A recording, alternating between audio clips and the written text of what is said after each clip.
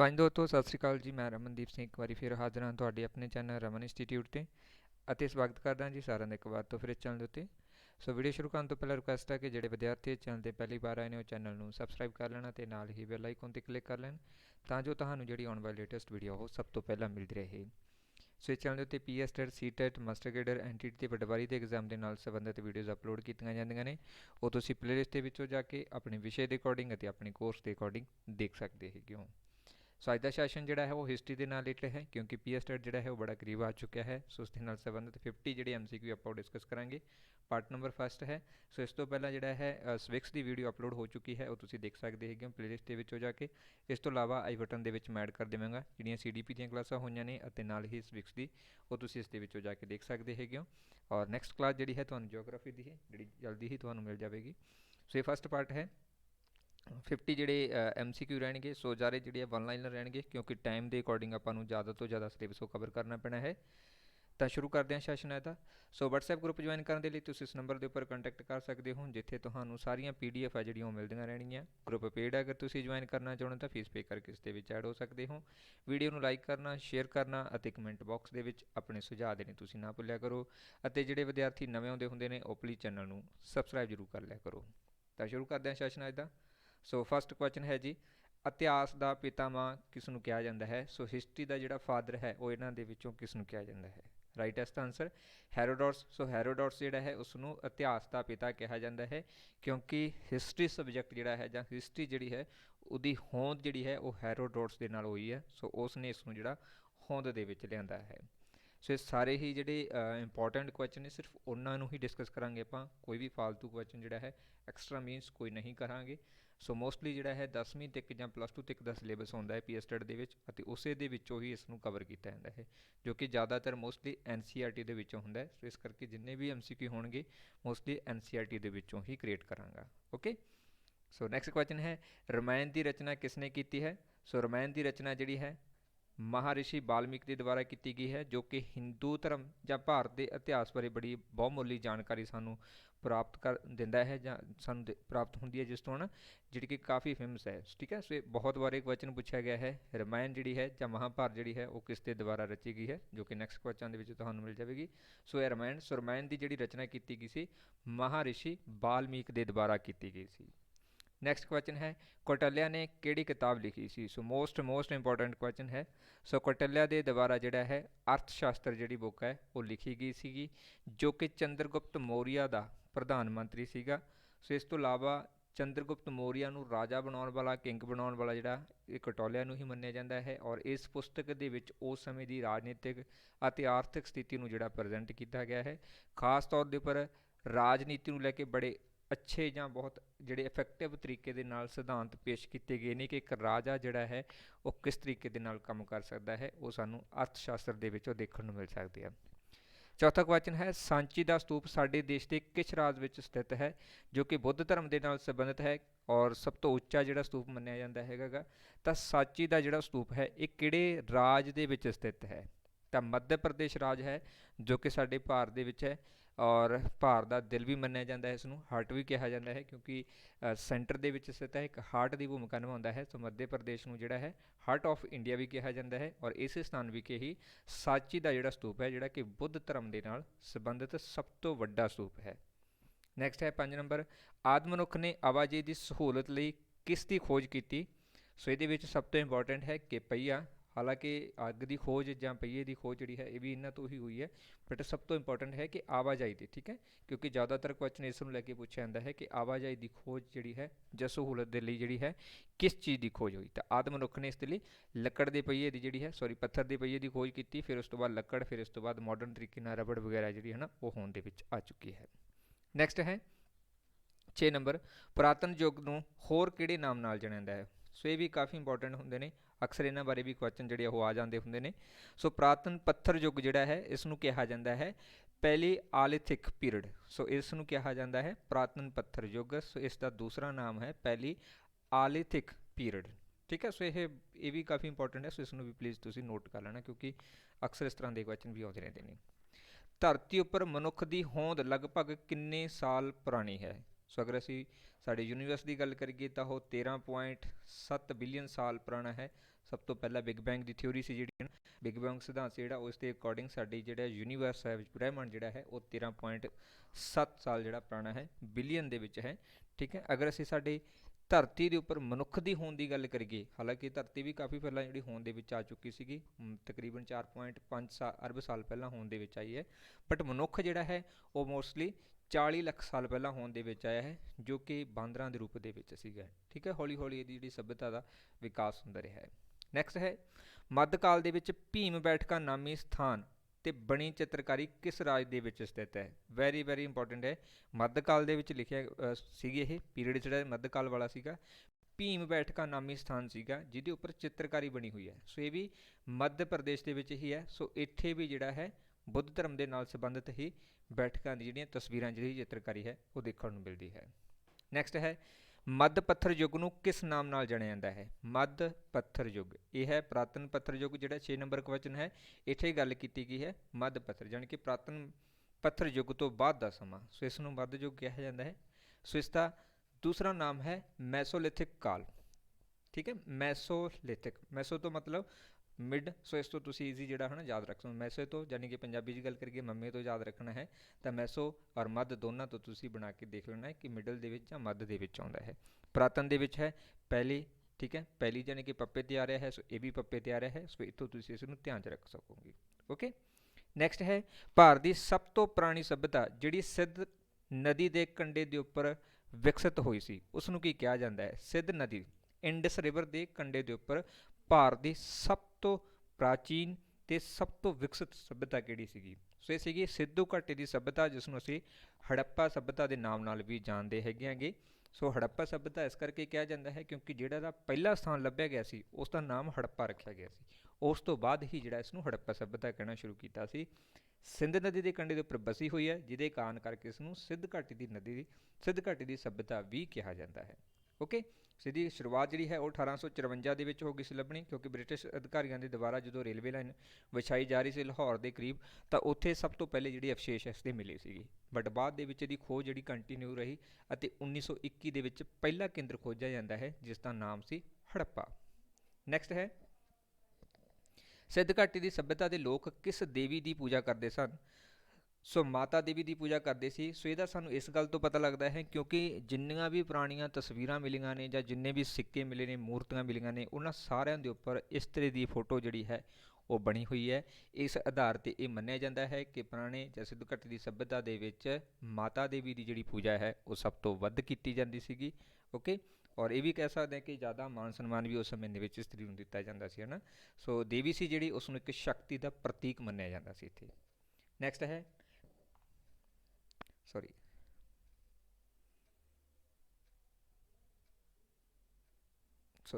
ਸੋ 12 number ਜਿਹੜਾ question ਹੈ ਬਾਈ mistake ਪਿਛਲੇ ਪਾਰਟ ਵਾਲਾ ਹੀ ਹੋ ਗਿਆ। 13 ਨੰਬਰ ਕੁਐਸਚਨ ਹੈ, ਹੜੱਪਾ ਸੱਭਿਅਤਾ ਨਾਲ ਸੰਬੰਧਿਤ ਇਸ਼ਨਾਨ ਘਰ ਕਿਸ ਸਥਾਨ ਤੋਂ ਖੁਦਾਈ ਦੇ ਦੌਰਾਨ ਪ੍ਰਾਪਤ ਹੋਈ ਸੀਗੀ? ਸੋ ਧਿਆਨ ਰੱਖਣਾ ਕਿ ਹੜੱਪਾ ਸੱਭਿਅਤਾ ਦੇ ਵਿੱਚ ਇਸ਼ਨਾਨ ਘਰ ਸੀ ਜਿਹੜਾ, ਵਿਸ਼ਾਲ ਇਸ਼ਨਾਨ ਘਰ ਕਿਹਾ ਜਾਂਦਾ ਹੈ, ਇਸ ਨੂੰ ਗ੍ਰੇਟ ਬਾਥ ਦੇ ਨਾਮ ਨਾਲ ਜਾਣਿਆ ਜਾਂਦਾ ਹੈ। ਇਹਦੀ ਖੁਦਾਈ ਦੇ ਦੌਰਾਨ ਕਿਹੜੇ ਸਥਾਨ ਤੋਂ ਇਸ ਨੂੰ ਲੱਭਿਆ ਗਿਆ ਸੀ? ਇਹ ਸੀਗਾ ਮਹਿੰਜੋਦੜੋ। ਸੋ ਇੱਥੇ ਇਸ ਨੂੰ ਲੱਭਿਆ ਗਿਆ ਸੀ। ਇਹ ਦੂਸਰਾ ਸਥਾਨ ਸੀ ਜਿਸ ਨੂੰ ਕਿ 1922 ਦੇ ਵਿੱਚ ਲੱਭਿਆ ਗਿਆ ਸੀਗਾ। ਓਕੇ, ਪਹਿਲਾ ਸਥਾਨ ਹੜੱਪਾ ਸੀ ਜਿਹੜਾ 1921 ਦੇ ਵਿੱਚ ਲੱਭਿਆ ਸੀ। ਦੂਸਰਾ ਸਥਾਨ ਸੀ ਮਹਿੰਜੋਦੜੋ ਜਿਹੜਾ ਅੱਗੇ 1922 ਦੇ ਵਿੱਚ ਲੱਭਿਆ ਸੀ। ਸੋ ਇਸੇ ਸਥਾਨ ਤੋਂ ਹੀ ਕਾਸੇ ਦੀ ਨਰਤਕੀ ਦੀ ਮੂਰਤੀ, ਇਸ਼ਨਾਨ ਘਰ ਜਿਹੜਾ ਹੈ ਅਤੇ ਗੋਦਾਮ ਵੀ ਜਿਹੜਾ ਹੈ ਉਹ ਇੱਥੋਂ ਹੀ ਮਿਲਿਆ ਸੀ। ਨੈਕਸਟ ਹੈ 14 ਨੰਬਰ, ਹੜੱਪਾ ਸੱਭਿਅਤਾ ਦੇ ਨਾਲ ਸੰਬੰਧਿਤ ਸਥਾਨ ਸੰਘੋਲ ਪੰਜਾਬ ਦੇ ਕਿਸ ਜ਼ਿਲ੍ਹੇ ਦੇ ਵਿੱਚ ਸਥਿਤ ਹੈ? ਸੋ ਇਸ ਦਾ ਰਾਈਟ ਆਨਸਰ ਹੈ ਫਤਿਹਗੜ੍ਹ ਸਾਹਿਬ। ਸੋ ਫਤਿਹਗੜ੍ਹ ਦੇ ਵਿੱਚ ਸਥਿਤ ਹੈ।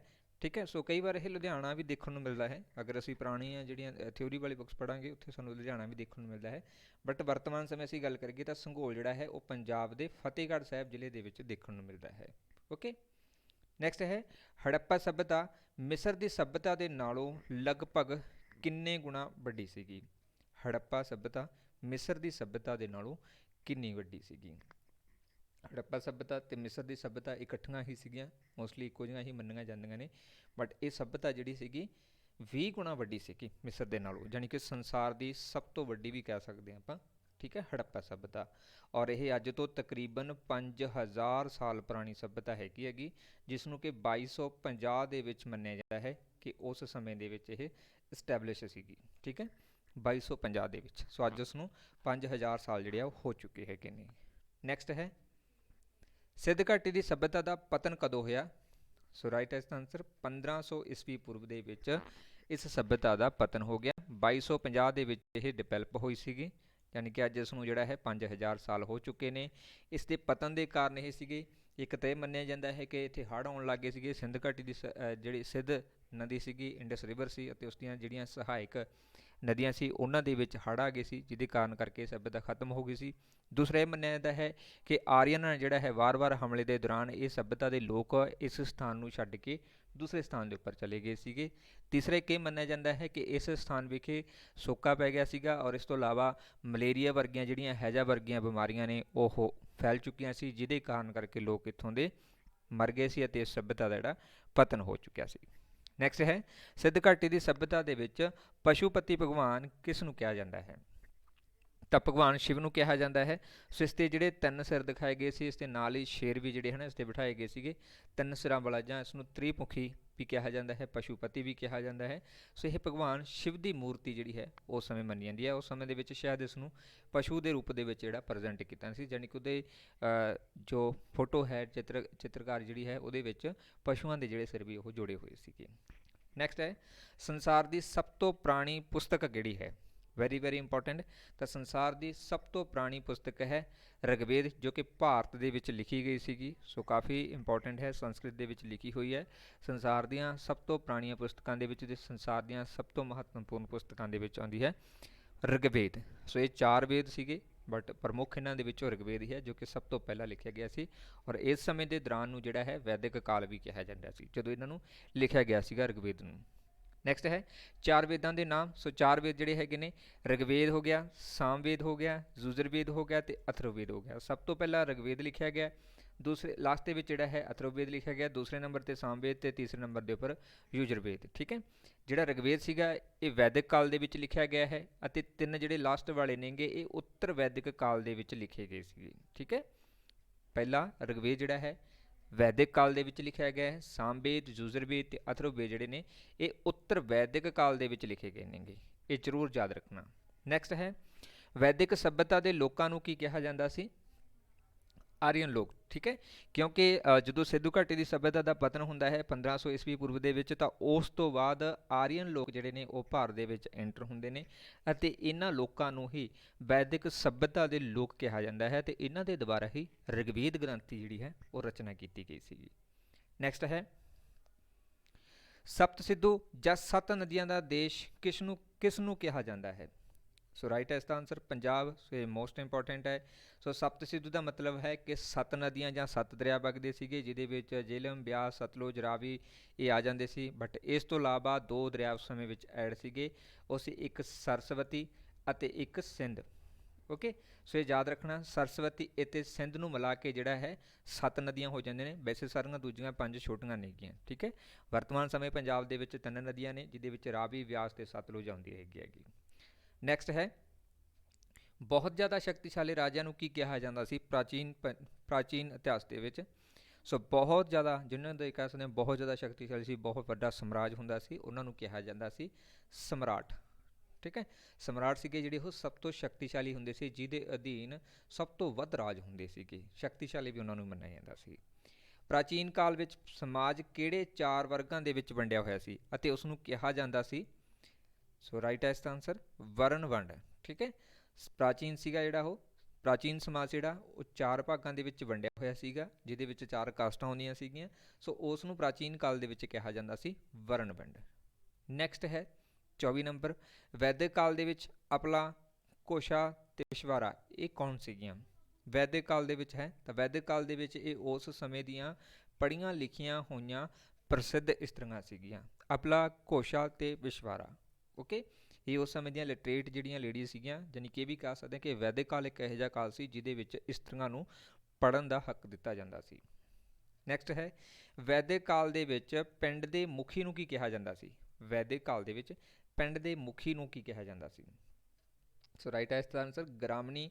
ਸੋ ਪਿੰਡ ਦੇ ਮੁਖੀ ਨੂੰ ਵੈਦਿਕ ਕਾਲ ਦੇ ਵਿੱਚ ਗ੍ਰਾਮਣੀ ਦੇ ਨਾਮ ਨਾਲ ਜਾਣਿਆ ਜਾਂਦਾ ਸੀ, ਜੋ ਕਿ ਪਿੰਡ ਦੇ ਸਾਰੇ ਕੰਮ ਕਰਦਾ ਸੀ, ਇਹ ਵੀ ਕਹਿ ਸਕਦੇ ਹਾਂ, ਪੂਰੀ ਨਿਗਰਾਨੀ ਰੱਖਦਾ ਸੀ। ਓਕੇ, ਨੈਕਸਟ ਹੈ ਵੈਦਿਕ ਕਾਲ ਦੇ ਵਿੱਚ ਸਮਾਜ ਕਿਹੜੇ 4 ਵਰਗਾਂ ਦੇ ਵਿੱਚ ਵੰਡਿਆ ਹੋਇਆ ਸੀ। ਪਹਿਲਾਂ ਆਪਾਂ ਗੱਲ ਕੀਤੀ ਹੈ ਕਿ 4 ਵਰਗਾਂ ਦੇ ਵਿੱਚ ਵੰਡਿਆ ਹੋਇਆ ਸੀ, ਹੈ ਨਾ। ਪ੍ਰਾਚੀਨ ਭਾਰਤ ਜਿਹੜਾ ਸੀ ਜਾਂ ਪ੍ਰਾਚੀਨ ਸਮਾਜ ਸੀ ਜਿਹੜਾ, ਉਸ ਨੂੰ ਵਰਨ ਵੰਡ ਕਿਹਾ ਜਾਂਦਾ ਸੀ। ਹੁਣ ਕੁਐਸਚਨ ਆਇਆ ਹੈ ਕਿ ਵੈਦਿਕ ਕਾਲ ਦੇ ਵਿੱਚ ਸਮਾਜ 4 ਵਰਗਾਂ ਦੇ ਵਿੱਚ ਵੰਡਿਆ ਹੋਇਆ ਸੀ, ਅਤੇ ਕਿਹੜੇ 4 ਵਰਗ ਸੀਗੇ। ਸੋ ਇਹ ਸੀ ਬ੍ਰਾਹਮਣ, ਸਭ ਤੋਂ ਪਹਿਲਾਂ ਸਭ ਤੋਂ ਉੱਚੇ ਸੀ। ਦੂਸਰੇ ਸੀਗੇ ਖੱਤਰੀ, ਜਿਹਦੇ ਵਿੱਚ ਸੈਨਾ ਸੀਗੀ। ਤੀਸਰੇ ਸੀਗੇ ਵੈਸ਼, ਜਿਹਦੇ ਵਿੱਚ ਕਿਸਾਨ ਅਤੇ ਵਪਾਰੀ ਸ਼ਾਮਲ ਹੁੰਦੇ ਸੀਗੇ। ਅਤੇ ਲਾਸਟ ਦੇ ਵਿੱਚ ਸੀਗੇ ਸ਼ੂਦਰ, ਜਿਹੜੇ ਕਿ ਸਭ ਤੋਂ ਵੀਕ ਸੈਕਸ਼ਨ ਸੀਗਾ, ਸਭ ਤੋਂ ਜਿਹੜਾ ਕਹਿ ਸਕਦੇ ਹਾਂ ਲੋਸਟ ਦੇ ਵਿੱਚ ਸੀਗਾ, ਜਿਸ ਦੇ ਨਾਲ ਗੱਲਬਾਤ ਕਰਨੀ ਵੀ ਜਿਹੜੀ ਹੈ ਉਸ ਸਮੇਂ ਦੇ ਵਿੱਚ ਚੰਗੀ ਨਹੀਂ ਸਮਝੀ ਜਾਂਦੀ ਸੀ। ਹਾਲਾਂਕਿ ਸ਼ੁਰੂਆਤ ਦੇ ਵਿੱਚ ਜਿਹੜਾ ਕਾਸਟ ਸ਼ੁਰੂ ਹੋਇਆ ਸੀ, 4 ਵਰਗ ਬਣੇ ਸੀ, ਇਹ ਕੰਮ ਦੇ ਆਧਾਰ ਦੇ ਉੱਪਰ ਬਣੇ ਸੀਗੇ। ਇਹ ਨੌਕਰਾਂ ਦੀ ਭੂਮਿਕਾ ਨਿਭਾਉਂਦੇ ਸੀਗੇ ਜਿਹੜੇ ਸ਼ੂਦਰ ਲੋਕ ਸੀਗੇ, ਠੀਕ ਹੈ। ਬਟ ਹੌਲੀ ਹੌਲੀ ਇਹ ਕੱਟੜਤਾ ਦੇ ਵਿੱਚ ਪੇਸ਼ ਹੁੰਦੀ ਗਈ। ਬ੍ਰਾਹਮਣ ਜਿਹੜੇ ਹੈ ਉਹ ਸਭ ਤੋਂ ਅੱਛੇ ਮੰਨੇ ਜਾਂਦੇ ਸੀਗੇ। ਸਾਰੇ ਗਿਆਨ ਜਿਹੜਾ ਹੈ ਉਹਨਾਂ ਨੂੰ ਹੁੰਦਾ ਸੀਗਾ। ਜਿੰਨੇ ਵੀ ਜਿਹੜੀਆਂ ਰਚਨਾਵਾਂ ਹੁੰਦੀਆਂ ਸੀ ਉਹ ਸਾਰੀਆਂ ਹੀ ਇਹਨਾਂ ਤੋਂ ਲਿਖਾਈਆਂ ਜਾਂਦੀਆਂ ਸੀ। ਨੈਕਸਟ ਹੈ ਉੱਤਰੀ ਭਾਰਤ ਵਿੱਚ 600 ਈਸਵੀ ਪੂਰਵ ਦੇ ਲਗਭਗ ਕਈ ਗਣਤੰਤਰ ਰਾਜਾਂ ਦੀ ਸਥਾਪਨਾ ਹੋਈ ਸੀ। ਗਣਤੰਤਰ ਰਾਜਾਂ ਦੀ ਸਥਾਪਨਾ ਹੋਈ ਸੀ, ਉਹਨਾਂ ਨੂੰ ਕੀ ਕਿਹਾ ਜਾਂਦਾ ਸੀ ਅਤੇ ਇਹਨਾਂ ਦੀ ਗਿਣਤੀ ਕਿੰਨੀ ਸੀ, ਇਹ ਵੀ ਦੱਸਣੀ ਹੈ। ਉੱਤਰੀ ਭਾਰਤ ਦੇ ਵਿੱਚ 600 ਈਸਵੀ ਪੂਰਵ ਦੇ ਲਗਭਗ ਮਹਾਜਨਪਦ ਜਿਹੜੇ ਸੀਗੇ ਉਹਨਾਂ ਦੀ ਸਥਾਪਨਾ ਹੋਈ ਸੀ, ਜਿਹੜੇ ਕਿ ਗਣਤੰਤਰ ਰਾਜ ਕਹਾਉਂਦੇ ਸੀਗੇ। ਇਹਨਾਂ ਨੂੰ ਉਸ ਸਮੇਂ ਦੇ ਵਿੱਚ ਮਹਾਜਨਪਦ ਕਿਹਾ ਜਾਂਦਾ ਸੀ, ਅਤੇ ਇਹਨਾਂ ਦੀ ਉਸ ਸਮੇਂ ਗਿਣਤੀ ਜਿਹੜੀ ਸੀ ਉਹ 16 ਸੀ, ਜਿਸ ਦੇ ਵਿੱਚ ਮਗਧ ਵਰਗੇ ਜਿਹੜੇ ਆ ਰਾਜ ਉਹ ਸ਼ਾਮਲ ਸੀਗੇ। ਨੈਕਸਟ ਹੈ ਬਿੰਬੀਸਾਰ ਨੇ ਮਗਧ ਦੀ ਰਾਜਧਾਨੀ ਕਿਸ ਦੀ ਜਗ੍ਹਾ ਨੂੰ ਬਣਾਇਆ। ਧਿਆਨ ਰੱਖਣਾ, ਬਿੰਬੀਸਾਰ ਨੇ ਮਗਧ ਦੀ ਰਾਜਧਾਨੀ ਕਿਸ ਜਗ੍ਹਾ ਨੂੰ ਬਣਾਇਆ। ਓਕੇ, ਸੋ ਰਾਈਟ ਇਸ ਦਾ ਆਨਸਰ ਨਾਲੰਦਾ ਦੇ ਨੇੜੇ ਰਾਜਗ੍ਰਹਿ ਸੀਗਾ, ਉਸ ਨੂੰ ਮਗਧ ਦੀ ਰਾਜਧਾਨੀ ਬਣਾਇਆ ਸੀ ਬਿੰਬੀਸਾਰ ਨੇ। ਨੈਕਸਟ ਹੈ ਜੈਨ ਧਰਮ ਦੇ ਪਹਿਲੇ ਸੰਸਥਾਪਕ ਕੌਣ ਸਨ। ਜੈਨ ਧਰਮ ਦੇ ਪਹਿਲੇ ਸੰਸਥਾਪਕ, ਸੋ ਇੱਥੇ ਧਿਆਨ ਰੱਖਣਾ ਕਿ ਉਲਝਣ ਵਾਲਾ ਹੈ ਸਵਾਲ ਥੋੜ੍ਹਾ ਜਿਹਾ। ਪੁੱਛਿਆ ਗਿਆ ਹੈ ਜੈਨ ਧਰਮ ਦੇ ਪਹਿਲੇ ਸੰਸਥਾਪਕ, ਦੇ ਪਹਿਲੇ ਸੰਸਥਾਪਕ ਦਾ ਮਤਲਬ ਹੈ ਤੀਰਥਕਾਰ। ਤੀਰਥਕਾਰ ਦੇ ਵਿੱਚ ਸਭ ਤੋਂ ਪਹਿਲੇ ਤੀਰਥਕਾਰ ਸੀ ਜਿਹੜੇ ਉਹ ਭਗਵਾਨ ਰਿਸ਼ਵਦੇਵ ਸੀਗੇ। ਓਕੇ, ਨੈਕਸਟ ਹੈ ਪਟਨਾ ਦਾ ਪੁਰਾਣਾ ਨਾਮ ਦੱਸੋ। ਪਟਨਾ ਦਾ ਜਿਹੜਾ ਪੁਰਾਣਾ ਨਾਮ ਸੀ ਉਹ ਪਾਟਲੀਪੁੱਤਰ ਸੀਗਾ। ਸੋ ਅੱਜ ਵੀ ਅਸੀਂ ਇਸ ਨੂੰ ਪਟਨਾ ਦੇ ਨਾਮ ਨਾਲ ਜਾਣਦੇ ਹਾਂ, ਬਟ ਪ੍ਰਾਚੀਨ ਨਾਮ ਜਿਹੜਾ ਇਸ ਦਾ ਉਹ ਪਾਟਲੀਪੁੱਤਰ ਸੀਗਾ। ਨੈਕਸਟ ਹੈ ਜੈਨ ਧਰਮ ਦੇ 24ਵੇਂ ਤੀਰਥਕਾਰ ਕੌਣ ਸੀਗੇ। ਸੋ 24ਵੇਂ ਤੀਰਥਕਾਰ ਸੀਗੇ ਮਹਾਵੀਰ ਸਵਾਮੀ, ਜਿਨ੍ਹਾਂ ਨੇ ਜੈਨ ਧਰਮ ਨੂੰ ਇਸਟੈਬਲਿਸ਼ ਕੀਤਾ। 24ਵੇਂ ਸੀਗੇ ਇਹ। ਕਈ ਵਾਰ ਤੀਰਥਕਾਰ ਵੀ ਪੁੱਛ ਲੈਂਦੇ ਆ ਅਤੇ ਕਈ ਵਾਰ ਨਾਮ ਵੀ ਪੁੱਛ ਲੈਂਦੇ ਹੈਗੇ ਨੇ, ਤਾਂ ਤੁਸੀਂ ਦੋਨਾਂ ਚੀਜ਼ਾਂ ਨੂੰ ਜਿਹੜਾ ਹੈ ਉਹ ਨੋਟ ਰੱਖਣਾ ਹੈ। ਓਕੇ, ਇਹਨਾਂ ਤੋਂ ਹੀ ਜੈਨ ਧਰਮ ਦੀ ਸਥਾਪਨਾ ਹੁੰਦੀ ਹੈ। ਨੈਕਸਟ ਹੈ ਜੈਨ ਧਰਮ ਦੇ ਵਿੱਚ ਕਿੰਨੇ ਤੀਰਥਕਾਰ ਹੋਏ ਹੈਗੇ ਨੇ। ਸੋ ਹੁਣੇ ਦੱਸ ਚੁੱਕੇ ਹਾਂ ਕਿ 24 ਤੀਰਥਕਾਰ ਸੀਗੇ, 24 ਵਿਅਕਤੀ ਸੀਗੇ, ਇਹਨਾਂ ਨੂੰ ਤੀਰਥਕਾਰ ਕਿਹਾ ਜਾਂਦਾ ਹੈ। ਬੁੱਧ ਧਰਮ ਦਾ ਸੰਸਥਾਪਕ ਕੌਣ ਸੀ। ਤਾਂ ਗੌਤਮ ਬੁੱਧ ਸੀਗਾ, ਜਿਸ ਨੂੰ ਬਾਅਦ ਦੇ ਵਿੱਚ ਮਹਾਤਮਾ ਬੁੱਧ ਦੇ ਨਾਮ ਨਾਲ ਅਸੀਂ ਜਾਣਦੇ ਹਾਂ। ਸੋ ਇਹ ਬੁੱਧ ਧਰਮ ਦੇ ਜਿਹੜੇ ਸੰਸਥਾਪਕ ਸੀਗੇ। ਮਹਾਤਮਾ ਬੁੱਧ ਨੂੰ ਗਿਆਨ ਦੀ ਪ੍ਰਾਪਤੀ ਕਿੱਥੇ ਹੋਈ। ਇਹ ਮੋਸਟ ਇੰਪੋਰਟੈਂਟ ਕੁਐਸਚਨ ਹੈ। ਸੋ ਮਹਾਤਮਾ ਬੁੱਧ ਨੂੰ ਗਿਆਨ ਦੀ ਪ੍ਰਾਪਤੀ ਹੋਈ ਸੀਗੀ ਬਿਹਾਰ ਦੇ ਵਿੱਚ, ਜੋ ਕਿ ਬੋਧ ਗਿਆ ਸਥਾਨ ਹੈ, ਇਸ ਸਥਾਨ ਵਿਖੇ ਪ੍ਰਾਪਤੀ ਹੁੰਦੀ ਹੈ। ਅਤੇ ਕਈ ਵਾਰ ਦਰਖਤ ਵੀ ਪੁੱਛ ਲਿਆ ਜਾਂਦਾ ਹੈ ਕਿਹੜੇ ਦਰਖਤ ਦੇ ਹੇਠਾਂ ਜਿਹੜੀ ਹੈ ਉਹਨਾਂ ਨੂੰ ਗਿਆਨ ਦੀ ਪ੍ਰਾਪਤੀ ਹੋਈ ਸੀ। ਤਾਂ ਇਹ ਪਿੱਪਲ ਦਾ ਦਰਖਤ ਸੀ, ਜਿਸ ਦੇ ਹੇਠਾਂ ਮਹਾਤਮਾ ਬੁੱਧ ਨੂੰ ਗਿਆਨ ਦੀ ਪ੍ਰਾਪਤੀ ਹੋਈ ਸੀ, ਅਤੇ ਇਹ ਬੋਧ ਗਿਆ ਵਿਖੇ ਜਿਹੜਾ ਸਥਿਤ ਸਥਾਨ ਹੈ। ਨੈਕਸਟ ਹੈ ਬੁੱਧ ਧਰਮ ਨੂੰ ਕਿਹੜੇ ਮਹਾਰਾਜਾ ਨੇ ਅਪਣਾਇਆ ਸੀਗਾ ਪ੍ਰਾਚੀਨ ਪੰਜਾਬ ਦੇ ਵਿੱਚ ਜਾਂ ਪ੍ਰਾਚੀਨ ਭਾਰਤ ਦੇ ਵਿੱਚ। ਤਾਂ ਬੁੱਧ ਧਰਮ ਦੇ ਵਿੱਚ ਸਭ ਤੋਂ ਪਹਿਲਾਂ ਨਾਮ ਆਉਂਦਾ ਹੈ ਅਸ਼ੋਕ ਦਾ। ਅਸ਼ੋਕ ਮਹਾਨ ਨੇ, ਕਨਿਸ਼ਕ ਨੇ ਅਤੇ ਹਰਸ਼ਵਰਧਨ, ਇਹਨਾਂ ਤਿੰਨਾਂ ਵਿਅਕਤੀਆਂ ਨੇ ਜਾਂ ਇਹਨਾਂ ਤਿੰਨਾਂ ਰਾਜਿਆਂ ਨੇ ਜਿਹੜਾ ਹੈ ਬੁੱਧ ਧਰਮ ਨੂੰ ਅਪਣਾਇਆ ਸੀਗਾ। ਨੈਕਸਟ ਹੈ ਬੁੱਧ ਧਰਮ ਦਾ ਪ੍ਰਚਾਰ ਕਿਹੜੇ 3 ਗਵਾਂਢੀ ਦੇਸ਼ਾਂ ਦੇ ਵਿੱਚ ਹੋਇਆ। ਸੋ ਬੁੱਧ ਧਰਮ ਭਾਰਤ ਦੇ ਨਾਲ ਨਾਲ ਚੀਨ, ਮਿਆਂਮਾਰ ਜਿਹਨੂੰ ਬਰਮਾ ਕਿਹਾ ਜਾਂਦਾ ਹੈ, ਅਤੇ ਸ਼੍ਰੀਲੰਕਾ, ਇਹਨਾਂ 3 ਖੇਤਰਾਂ ਦੇ ਵਿੱਚ ਜ਼ਿਆਦਾ ਹੋਇਆ, ਅਤੇ ਸਭ ਤੋਂ ਵੱਧ ਜਿਹੜਾ ਹੈ ਉਹ ਚੀਨ ਦੇ ਵਿੱਚ ਹੋਇਆ ਸੀਗਾ। ਨੈਕਸਟ ਹੈ 36 ਨੰਬਰ ਮਹਾਤਮਾ ਬੁੱਧ ਦੇ ਸਮੇਂ ਸਮਾਜ ਕਿੰਨੇ ਭਾਗਾਂ ਦੇ ਵਿੱਚ ਵੰਡਿਆ ਹੋਇਆ ਸੀ। ਤਾਂ ਉਸ ਸਮੇਂ ਵੀ ਜਿਹੜਾ ਹੈ 4 ਭਾਗਾਂ ਦੇ ਵਿੱਚ ਹੀ ਵੰਡਿਆ ਹੋਇਆ ਸੀ, ਜਿਹਦੇ ਵਿੱਚ ਬ੍ਰਾਹਮਣ, ਕਸ਼ੱਤਰੀ, ਵੈਸ਼ ਅਤੇ ਸ਼ੂਦਰ ਜਿਹੜੇ ਆ ਉਹ ਸ਼ਾਮਲ ਸੀਗੇ। ਨੈਕਸਟ ਹੈ ਸਿਕੰਦਰ ਕੌਣ ਸੀਗਾ। ਸਿਕੰਦਰ ਮਹਾਨ ਜਿਹੜਾ ਹੈ ਉਹ ਸਿਕੰਦਰ ਮਹਾਨ ਸੀ ਜਿਹੜਾ ਉਹ ਮਕਦੂਨੀਆ ਦਾ ਇੱਕ ਮਹਾਨ ਯੂਨਾਨੀ ਜੇਤੂ ਸੀ, ਜਿਸ ਦੇ ਪਿਤਾ ਦਾ ਨਾਮ ਫਿਲਿਪ ਸੀਗਾ। ਠੀਕ ਹੈ, ਸੋ ਇਹ ਮਕਦੂਨੀਆ ਦਾ ਜਿਹੜਾ ਸ਼ਾਸਕ ਸੀਗਾ, ਸੋ ਉੱਥੋਂ ਦੇ ਇੱਕ ਮਹਾਨ ਸ਼ਾਸਕ ਦੇ ਰੂਪ ਦੇ ਵਿੱਚ ਇਸਨੇ ਕੰਮ ਕੀਤਾ ਅਤੇ ਵਿਸ਼ਵ ਨੂੰ ਜਿੱਤਣ ਵਾਲਾ ਜਿਹੜਾ ਇਹ ਸ਼ਾਸਕ ਮੰਨਿਆ ਜਾਂਦਾ ਹੈ। ਭਾਰਤ ਦੇ ਵਿੱਚ ਵੀ ਇਹ ਹਮਲਾ ਕਰਦਾ ਹੈ ਅਤੇ ਭਾਰਤ ਦੇ ਵਿੱਚ ਇਹਦਾ ਹਮਲਾ ਜਿਹੜਾ ਹੈ ਉਹ ਰਾਜਾ ਅਭੀ ਦੇ ਕਹਿਣ ਦੇ ਉੱਪਰ ਹੁੰਦਾ ਹੈਗਾ। ਓਕੇ, ਨੈਕਸਟ ਹੈ ਰਾਜਾ ਪੋਰਸ ਨੇ ਕਿਸ ਨਾਲ ਡਟ ਕੇ ਮੁਕਾਬਲਾ ਕੀਤਾ ਸੀ? ਤਾਂ ਉਹ ਸਿਕੰਦਰ ਸੀਗਾ। ਸਿਕੰਦਰ ਦੇ ਨਾਲ ਹੀ ਉਸਨੇ ਜਿਹੜਾ ਹੈ ਯੁੱਧ ਕੀਤਾ ਸੀ, ਮੁਕਾਬਲਾ ਕੀਤਾ ਸੀਗਾ। ਠੀਕ ਹੈ, ਬਟ ਰਾਜਾ ਅਭੀ ਦੇ ਕਹਿਣ ਦੇ ਉੱਪਰ ਉਹਨਾਂ ਨੇ ਭਾਰਤ ਦੇ ਵਿੱਚ ਐਂਟਰੀ ਕੀਤੀ ਸੀਗੀ। ਇਹ ਵੀ ਯਾਦ ਰੱਖਣਾ ਹੈ, ਰਾਜਾ ਅਭੀ ਦੇ ਕਹਿਣ ਦੇ ਉੱਪਰ। ਬਟ ਸਿਕੰਦਰ ਨੇ ਜਿਹੜਾ ਹੈ ਪਹਿਲਾਂ ਉਹਨਾਂ ਨੂੰ ਇੱਕ ਰਾਜਾ ਪੋਰਸ ਨੇ ਇਹ ਜਿਹੜਾ ਕਹਿ ਸਕਦੇ ਹਾਂ ਨਾ ਪੱਤਰ ਭੇਜਿਆ ਸੀ ਕਿ ਉਹ ਉਸ ਦੀ ਅਧੀਨਤਾ ਸਵੀਕਾਰ ਕਰ ਲਵੇ, ਬਟ ਰਾਜਾ ਪੋਰਸ ਨੇ ਕਿਹਾ ਸੀ ਕਿ ਉਹ ਯੁੱਧ ਤੋਂ ਬਾਅਦ ਹੀ ਇਸ ਤਰ੍ਹਾਂ ਕਰ ਸਕੂਗਾ। ਓਕੇ, ਨੈਕਸਟ ਹੈ ਚੰਦਰਗੁਪਤ ਮੌਰੀਆ ਦੇ ਗੁਰੂ ਦਾ ਨਾਮ ਕੀ ਸੀ? ਤਾਂ ਚੰਦਰਗੁਪਤ ਮੌਰੀਆ ਦੇ ਗੁਰੂ ਦਾ ਨਾਮ ਸੀ ਚਾਣਕਿਆ। ਚੰਦਰਗੁਪਤ ਮੌਰੀਆ ਦਾ ਪ੍ਰਧਾਨ ਮੰਤਰੀ ਕੌਣ ਸੀ? ਤਾਂ ਚਾਣਕਿਆ ਸੀ ਜਾਂ ਕੌਟਲਿਆ ਸੀ। ਠੀਕ ਹੈ, ਚਾਣਕਿਆ ਅਤੇ ਕੌਟਲਿਆ ਇੱਕੋ ਹੀ ਵਿਅਕਤੀ ਨੇ, ਨਾਮ ਵੱਖਰੇ ਵੱਖਰੇ ਨੇ, ਸੋ ਇਸ ਚੀਜ਼ ਨੂੰ ਧਿਆਨ ਰੱਖਣਾ ਹੈ। ਜਿਹਦੀ ਪੁਸਤਕ ਸੀਗੀ ਅਰਥ ਸ਼ਾਸਤਰ। ਚੰਦਰਗੁਪਤ ਮੌਰੀਆ ਦਾ ਗੁਰੂ ਜਿਹੜਾ ਹੈ ਉਹ ਚਾਣਕਿਆ ਸੀ ਅਤੇ ਚਾਣਕਿਆ ਸੀਗਾ ਜਿਹੜਾ ਉਹ ਚੰਦਰਗੁਪਤ ਮੌਰੀਆ ਦਾ ਪ੍ਰਧਾਨ ਮੰਤਰੀ ਵੀ ਸੀਗਾ। ਨੈਕਸਟ ਹੈ ਚਾਣਕਿਆ ਦਾ ਦੂਜਾ ਨਾਮ ਕੀ ਸੀਗਾ? ਕੌਟਲਿਆ, ਜੋ ਕਿ ਹੁਣ ਦੱਸਿਆ ਹੈ। ਓਕੇ, ਇਹ ਦੋਨੋਂ ਨਾਮ ਜਦ ਰੱਖਣੇ ਨੇ। ਕਈ ਵਾਰ ਤੁਸੀਂ ਕਨਫਿਊਜ਼ ਵੀ ਹੋ ਸਕਦੇ ਹੋ ਕਿ ਚਾਣਕਿਆ ਹੋ ਰਿਹਾ ਕਿਤੇ ਕੌਟਲਿਆ ਹੋ ਰਿਹਾ ਨਾ, ਤਾਂ ਇਸ ਤਰੀਕੇ ਨਾਲ ਤੁਹਾਨੂੰ ਕਨਫਿਊਜ਼ਨ ਵੀ ਹੋ ਸਕਦੀ ਹੈ। ਨੈਕਸਟ ਹੈ ਕੌਟਲਿਆ ਦੁਆਰਾ ਲਿਖੀ ਗਈ ਪੁਸਤਕ ਦਾ ਨਾਮ ਦੱਸੋ? ਤਾਂ ਅਰਥ ਸ਼ਾਸਤਰ ਸੀ। ਸੋ ਇਹ ਵੀ ਆਪਾਂ ਪਹਿਲਾਂ ਡਿਸਕਸ ਕਰ ਲਿਆ ਸੀਗਾ। ਨੈਕਸਟ ਹੈ ਅਸ਼ੋਕ ਨੇ ਕਿਸ ਯੁੱਧ ਤੋਂ ਬਾਅਦ ਹਮੇਸ਼ਾ ਦੇ ਲਈ ਯੁੱਧ ਕਰਨ ਦਾ ਜਿਹੜਾ ਤਿਆਗ ਕਰ ਦਿੱਤਾ ਸੀ? ਸੋ ਇਹ ਸੀਗਾ ਕਲਿੰਗ ਦਾ ਯੁੱਧ। ਕਲਿੰਗ ਦੇ ਯੁੱਧ ਤੋਂ ਬਾਅਦ ਅਸ਼ੋਕ ਨੇ ਜਿਹੜਾ ਹੈ ਯੁੱਧ ਕਰਨਾ ਛੱਡ ਦਿੱਤਾ ਸੀ। ਧਿਆਨ ਰੱਖਣਾ ਕਿ ਚੰਦਰਗੁਪਤ ਮੌਰੀਆ ਤੋਂ ਬਾਅਦ ਜਿਹੜਾ ਹੈ ਸਾਰੇ ਸ਼ਾਸਕ ਉਹਨਾਂ ਨੇ ਸਾਰੇ ਜਿਹੜਾ ਖੇਤਰ ਉਹ ਜਿੱਤ ਲਿਆ ਸੀਗਾ, ਬਟ ਇੱਕ ਖੇਤਰ ਰਹਿ ਗਿਆ ਸੀਗਾ ਜਿਹੜਾ ਕਿ ਕਲਿੰਗ ਦਾ ਸੀਗਾ।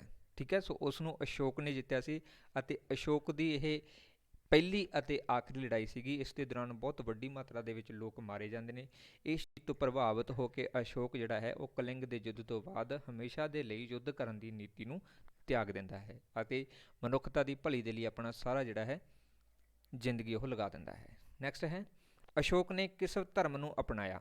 ਤਾਂ ਅਸ਼ੋਕ ਨੇ ਬੁੱਧ ਧਰਮ ਨੂੰ ਅਪਣਾਇਆ। ਇਸ ਨੂੰ ਅਪਣਾ ਕੇ ਉਹਨਾਂ ਨੇ ਮਨੁੱਖ ਦਾ ਜਿਹੜਾ ਹੈ ਸਭ ਤੋਂ ਵੱਧ ਜਿਹੜਾ ਕਹਿ ਸਕਦੇ ਨਾ ਭਲੇ ਦੇ ਕੰਮ ਕੀਤੇ, ਬਹੁਤ ਸਾਰੀਆਂ ਸਹੂਲਤਾਂ ਜਿਹੜੀਆਂ ਲੋਕਾਂ ਨੂੰ ਦਿੱਤੀਆਂ। ਸੋ ਇੱਕ ਵੱਡੇ ਜਿਹੜਾ ਦਾਨੀ ਦੇ ਰੂਪ ਦੇ ਵਿੱਚ ਸਾਹਮਣੇ ਆਏ। ਸੋ ਇਸੇ ਕਾਰਨ ਕਰਕੇ ਹੀ ਅਸ਼ੋਕ ਦਾ ਨਾਮ ਬਾਅਦ ਦੇ ਵਿੱਚ ਅਸ਼ੋਕ ਮਹਾਨ ਪੈ ਗਿਆ ਸੀ।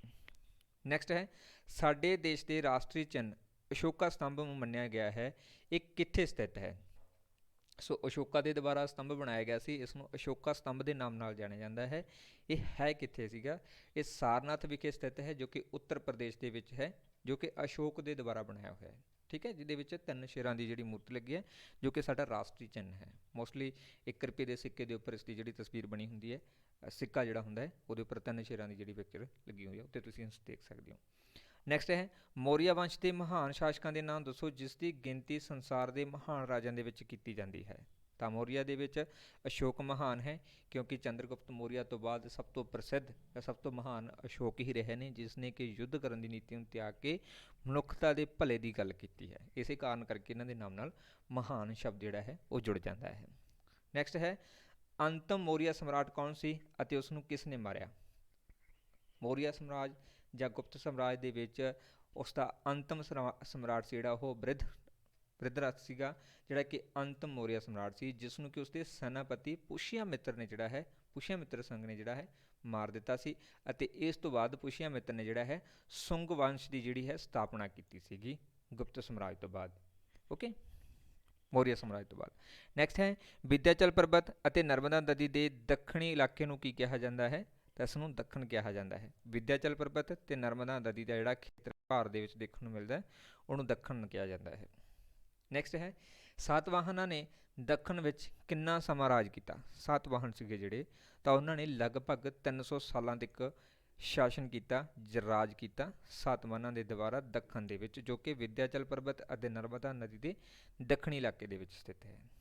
ਨੈਕਸਟ ਹੈ ਸਾਤਵਾਹਨ ਰਾਜੇ ਕਿਸ ਧਰਮ ਨੂੰ ਮੰਨਦੇ ਸੀਗੇ? ਤਾਂ ਸਾਤਵਾਹਨ ਸੀਗੇ ਜਿਹੜੇ ਉਹ ਹਿੰਦੂ ਧਰਮ ਦੇ ਨਾਲ ਰਿਲੇਟਡ ਸੀਗੇ, ਹਿੰਦੂ ਧਰਮ ਦੇ ਵਿੱਚ ਵਿਸ਼ਵਾਸ ਰੱਖਦੇ ਸੀ।